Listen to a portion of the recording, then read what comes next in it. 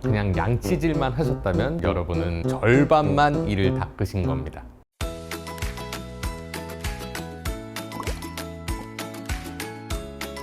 오늘은 치아를 온전히 닦을 수 있는 방법에 대해서 설명을 드리겠습니다. 칫솔질만 조금 잘하면 되는 거 아닌가? 칫솔질 물론 제일 중요하죠. 제일 중요한 게 칫솔질인데, 우리가 치아는 씹는 면, 그리고 바깥쪽, 그리고 혀 쪽, 그리고 치아와 인접하는 쪽이 있거든요. 근데 여러분들 칫솔로 치아와 치아가 인접한 면을 닦으실 수 있겠습니까? 그 부분이 중요합니다. 치실은 말 그대로 이를 닦는 실이죠. 치실. 자, 이게 치실인데요. 이렇게 실이에요. 제일 중요한 거는 실을 대충 잡으면 안 된다는 거죠. 항상 이렇게 두 번씩 감아서 손에 꽉 잡힐 수 있도록. 이게 느슨하면은 잘못하다가 다른 부분에 쓸리거나 이게 컨트롤이 제대로 안 되거든요. 그래서 꽉 잡으시고, 항상 제일 중요한 거, 치아와 치아 사이를 닦는 느낌이 있으셔야 됩니다. 그냥 왔다 갔다 하는 게 아니에요. 음식물을 빼려고 하는 것도 아니고, 치아에 밀착해서 쓸어 올리고, 밀착해서 쓸어 올리고, 그런 동작이 가장 중요합니다. 치간 칫솔은 말 그대로 치간, 이와 이 사이를 닦는 칫솔입니다. 치간 칫솔도 한번 설명드릴게요. 이게 치간 칫솔인데요, 조그만한 칫솔이죠. 부드러워요. 근데 짧으니까 되게 빳빳하게 느껴지시는 분들도 많이 있고, 사실 이 안에 철사가 딱 보이니까 되게 좀 무섭게 느끼시는 분들도 많은데, 물을 동시에 같이 써야 되는 건지 아니면 둘 중에 하나만 사실 경우에 따라서 많이 다르기는 한데요. 치간 칫솔은 보통 이제 이하고 이 사이에 어느 정도 공간이 있는 분들이 많이 사용을 하시고요. 치실 같은 경우에는 그런 공간이 없는 상태에서도 충분히 관리가 되시는 도구이기 때문에 사실은 둘 다 쓰시면 제일 좋은데, 사실 치간 칫솔은 모든 분들이 사용하실 필요까지는 없을 것 같아요. 치실은 한 번씩 사용을 해주시는 게 꼭 중요합니다. 저희 애들은 이제 초등학생인데 그래도 매일매일 치실을 합니다. 치실만 사용하셨을 경우에 그냥 이렇게 잇몸 부분, 치간 유두라고 하는데 치아와 치아 사이에 채워져 있는 잇몸 부분, 그 부분이 많이 쓸린다고 느끼시는 분들이 많아요. 근데 그런 부분들은 치아에 밀착되지 않고 잇몸을 쓸었기 때문에 그렇고요. 그렇기 때문에 치아에 밀접하는 게 제일 중요할 것 같습니다. 직접 보여드릴까요? 두 사이의 간격이 좀 짧으면 좋습니다. 길면은요, 저항감이 있다가 퉁 튕기면서 들어갈 수 있는 부분이 많아요. 그러니까 최대한 좀 짧게 잡으시고, 이 상태에서 치아와 치아 사이에 치실을 밀착시키시고, 이 면을 쓸어 올린다고 생각하시면 되세요. 요 사이에 잇몸을 쓰는 게 아닙니다. 음식물만 단순히 이렇게 빼는 게 아니고요. 치아에 밀접시켜서 빼시고, 밀접시켜서 빼시고, 이런 식으로 치실을 사용하시는 게 제일 좋습니다.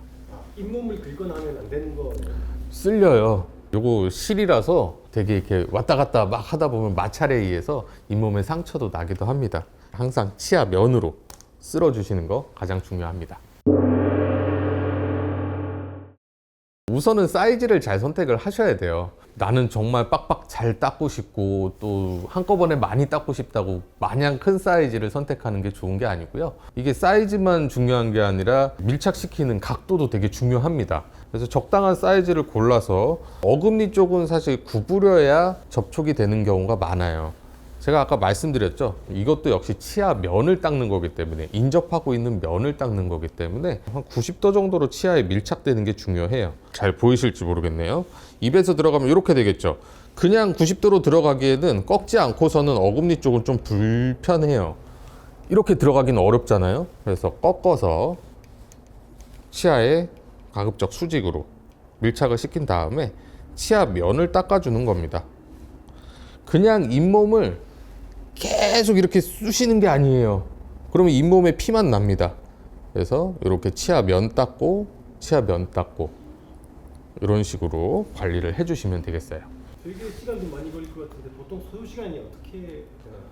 소요 시간 제가 재보질 않아서 모르겠는데, 사실 이게 습관화되면은 은근히 빨리 하실 수가 있고요. 그리고 모든 부분을 하는 게 제일 좋기는 하지만, 이게 시간이 아무래도 그냥 칫솔질 하는 시간보다는 치간 칫솔까지 사용을 하면은 시간이 많이 걸리겠죠. 그래서 매번 칫솔질을 하실 때마다 하실 필요까지는 없을 것 같아요. 그래도 하루에 한 번 정도, 이틀에 한 번 정도라도 꼭 해주시고요. 이 사이에 뭔가 음식물이 끼어 있는 느낌, 아니면 부어 있는 느낌이 드실 때에는 바로바로 좀 해주시는 게 좋습니다. 반드시 해야죠. 우리가 음식물을 씹을 때 다른 부분들은 노출되어 있기 때문에 대부분 음식물에 의해서도 많이 씻겨 나가요. 그렇지만 이하고 이 사이는 그냥 놔둬서는 씻겨 나가지가 않습니다. 그리고 우리가 입냄새가 나시는 분들이나 아니면은 잇몸이 내려앉았다, 붓는다 하시는 분들 대부분 이런 부분이 관리가 안 되시는 분들이 많아요. 우리가 청소를 할 때 맨날 바닥만 열심히 닦는데 바닥과 벽이 만나는 빗물바지 쪽 그쪽에만 먼지가 쌓여 있다. 그건 따로 닦아 주셔야겠죠. 우리가 몸을 닦는데 계속 보이는 쪽만 닦아요. 나는 매일 샤워를 하는데 왜 몸에서 냄새가 납니까? 겨드랑이는 한 번도 안 닦았어. 그럼 어떻겠습니까? 그런 부분을 꼭 관리를 해 주셔야 됩니다. 칫솔지만 좀 꼼꼼히 더 잘하면 되는 건 아닌지. 안 됩니다. 그건 절반만 닦는 거예요.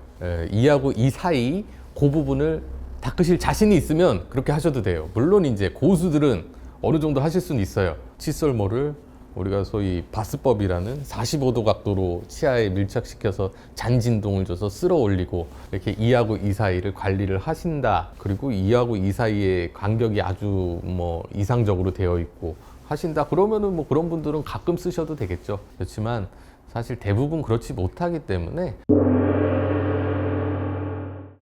이쑤시개 물론 이제 뻥뻥 비어있는 잇몸에는 뭐 어느 정도 음식물이 끼어있는 것보다는 나을 수가 있겠어요. 근데 잇몸에 상처를 내기가 쉬워요. 이쑤시개 사실 되게 두껍거든요. 물론 이제 이쑤시개 고수분들이 있어요. 진짜 일평생 그 부분에 이쑤시개를 사용을 하셨다. 그리고 잇몸도 그거에 맞춰져 있을 가능성이 크기 때문에 사용하셔서 충분히 뭐 음식물을 빼낼 수는 있다고 생각합니다. 그렇지만 이하고 이 사이에 밀접한 접촉되어 있는 부분까지 이쑤시개가 들어갈 수는 없기 때문에 사용은 좀 피하시는 게 좋고요. 치실 사용이 훨씬 좋습니다. 또 녹말 이쑤시개 같은 경우에는 환경을 위해서 좋을 수도 있겠지만 녹말 이쑤시개는 우리가 사용하는 이유가 얘가 녹잖아요. 녹아서 환경을 위해서 사용을 하는 걸로 저는 알고 있는데 2에서 오래 사용하다 보면 얘가 입안에서도 녹아요. 그러면 끝부분이나 이런 부분이 박혀서 안 나오는 경우도 있고 안 좋은 성분들이 이제 이 안에 계속 이게 좋은 성분이라 할지라도 녹말이니까 뭐 그냥 더 좋을 수는 있겠는데 박혀 있는 상태로 오래 있으면 염증화 됩니다. 그렇기 때문에 녹말 이쑤시개도 저는 사실 그렇게 권하지는 않습니다. 비용은 사실 그렇게 비싸지는 않아요. 치실 같은 경우에는 생각보다 비싸지 않은데 되게 오래 씁니다. 실로 계속 감겨져 있으니까. 치간 칫솔 같은 경우 사실 치간 칫솔 같은 경우 소모성이기 때문에 조금 가격 부담이 있으실 수 있을 것 같아요. 제가 생각할 때 이게 휘어지거나 아니면 칫솔 모 자체가 그렇게 길지 않기 때문에 일반 칫솔보다 교체 주기가 훨씬 더 빠르긴 하거든요. 그래도 뭐 치과 치료보다는 덜 들겠죠? 그렇죠. 종류도 많고 뭐 어떤 거는 한 5개 들어있고 어떤 거는 막 잔뜩 들어있고 한데 제일 중요한 거는 자기 잇몸에 맞게 사용법을 정확히 숙지해서 사용해야 되기 때문에 무턱대고 의욕에 불타올라서 이만큼씩 사지 마십시오. 자기 잇몸에 맞는 것부터 먼저 선택하시는 게 중요할 것 같습니다. 이게 뭐 사이즈도 있나요? 사이즈 있죠. 아주 가는 거서부터 조금씩 두꺼워집니다. 사이즈 잘 맞추셔야 돼요. 큰 거 쓴다고 무조건 좋은 게 아니고요. 작은 거는 또 약간 좀 지지력이 좀 약하기 때문에 오히려 잘못 사용하시면 또 잇몸에 해를 가할 수도 있습니다. 절대요.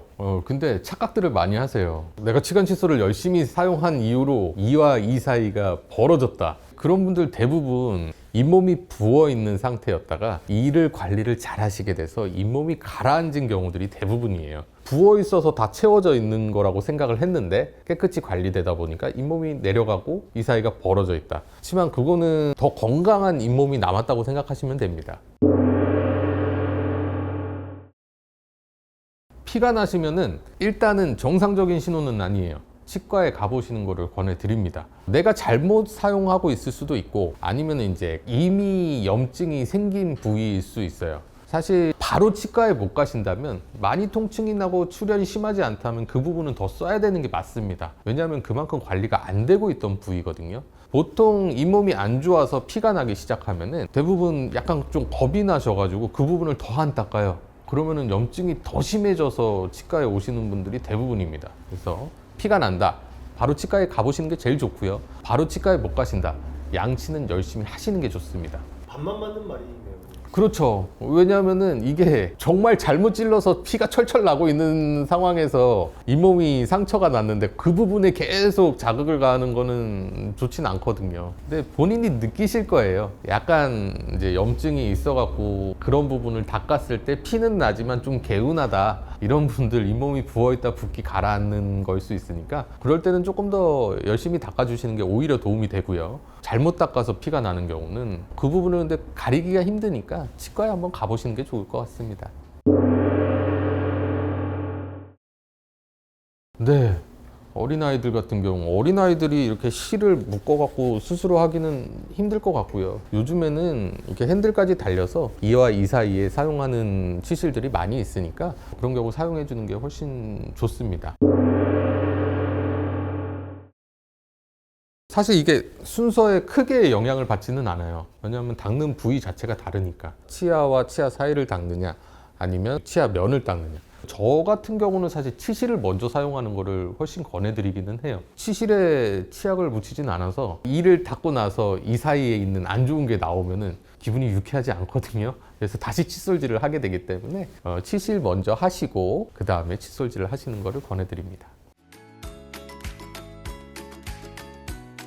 오늘은 치간 칫솔과 치실에 대해서 말씀드렸는데요. 칫솔질만큼이나 중요한 게 치간 칫솔과 치실의 사용인 것 같습니다. 많은 분들이 좀 아직 접근이 어렵다고 생각하시는 분들이 있는데 치과에서 검진 한 번씩 받으시고 올바른 사용법을 숙지하셔서 습관화 되셨으면 좋겠습니다.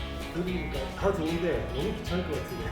아, 귀찮죠? 이 닦는 것도 귀찮은데 오죽하겠습니까? 그래도 하셔야 됩니다. 하루에 한 번이라도 아니면은 뭐 이틀에 한 번이라도 꼭 사용을 하시기를 권해드립니다. 마지막으로 웃음 한번. 오늘은 치실로 한번 가볼까요? 치, 칫솔질만 열심히 하고 계신다고요? 치, 실수하시는 겁니다. 반쪽짜리 칫솔질입니다. 치, 치과 가서 돈 왕창 깨지기 싫으시면 치. 치과 바뀌지 말고 치실 사용하세요.